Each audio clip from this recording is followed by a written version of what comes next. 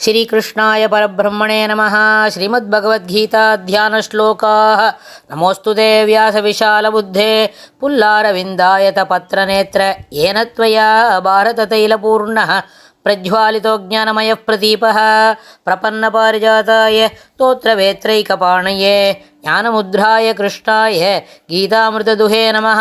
सर्वोपनिषदो गावो दोक्ता गोपालनन्दनः पार्थो वत्सत्सुधीर्भोक्ता दुग्धं गीतामृतं महत् वसुदेवसुतं देवं कंसचाणूरमर्दनं देवकी परमानन्दं कृष्णं वन्दे ஜகத்குரும். அடுத்தது 6வது அத்தியாயம் தியான யோகத்தில் 20வது ஸ்லோகம். யத்ரோ பரமதே சித்தம் நிருத்தம் யோக சேவையா யத்ர சைவாத்மனாத்மானம் பஷ்யன் ஆத்மனி துஷ்யதி.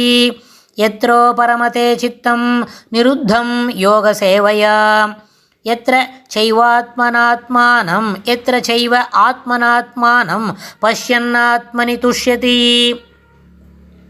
இந்த ஸ்லோகத்தில் பெருமாள் என்ன சொல்கிறாருன்னு கேட்டால், எத்திர எந்த நிலையில் யோக சேவையா யோகத்தின் அபியாசத்தினால் நிருத்தம் நன்கு அடங்கப்பட்ட சித்தமானது உபரமதே ஒழிவடையுமோ ரமதே எங்கே நிற்குமோ யோகத்தினால் யோக அபியாசத்தினால் நன்கு அடக்கப்பட்ட மனம் சித்தமானது எங்கே நிற்குமோ எங்கே நான் போன ஸ்லோகத்தில் சொன்னார் யதா அச்சல தீபேஸ்வரர் சொன்னமே, அதாவது ஆடாது அசங்காமல் நின்று ஒளிர்கின்ற தீபம் போல நிற்குமோ அதுபோல அந்த நிலையில் ஆத்மனம் ஆத்மாவை ஆத்மாவினாலேயே கண்டு அதனிடத்திலேயே துஷ்யதி. பஷ்யன் ஆத்மனியேவ துஷ்யதி ஆத்மாவை கண்டு சந்தோஷம் எய்துகின்றானோ அங்கு அப்படின்னு நிறுத்துறார். என்ன திடீர்னு அங்கு நிறுத்துறார் அப்படின்னு கொஞ்சம் நம்ம அந்த வார்த்தைகளை மறுபடியும் பார்க்கணும்.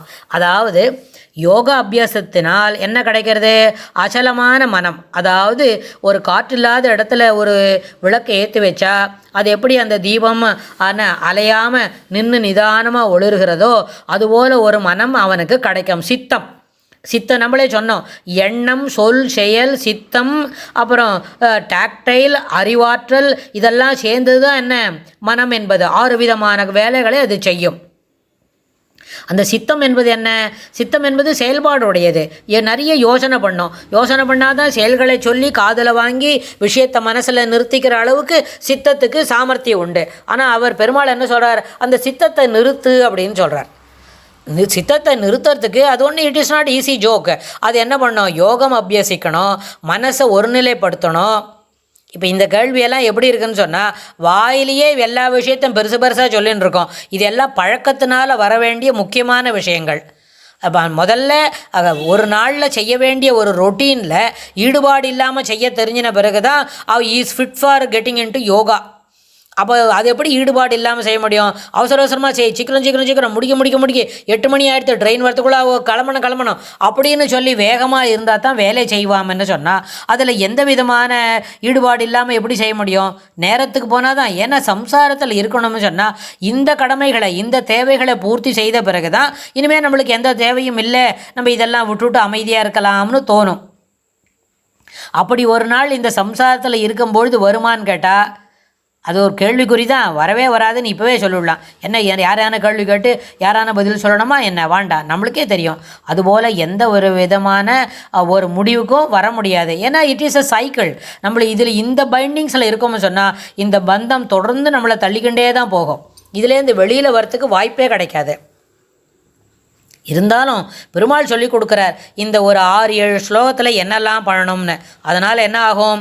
யோக அபியாசத்தினால் நன்கு அடக்கப்பட்ட மனம், அடக்கப்பட்ட சித்தம், அந்த மனத்துக்குள்ளே தான் இது அத்தனையும் இருக்குது அப்படின்னு சொன்னால் இந்த சித்தமானது எங்கே நிற்குமோ, எங்கே தெரியுமா, ஆடாது அசங்காது ஒளிர் விழுகின்ற ஒரு தீபம் போல நிற்குமோ அந்த நிலையில் ஆத்மாவினால் ஆத்மாவையே கண்டு அந்த ஆத்மாவினிடத்திலேயே சந்தோஷம் எய்துகின்றானோ, உபரமதே ரமிக்கின்றானோ அது என்ன நடக்கும் கேட்டால் அவனுக்கு மேலும் மேலும் சிறப்பை தரும்.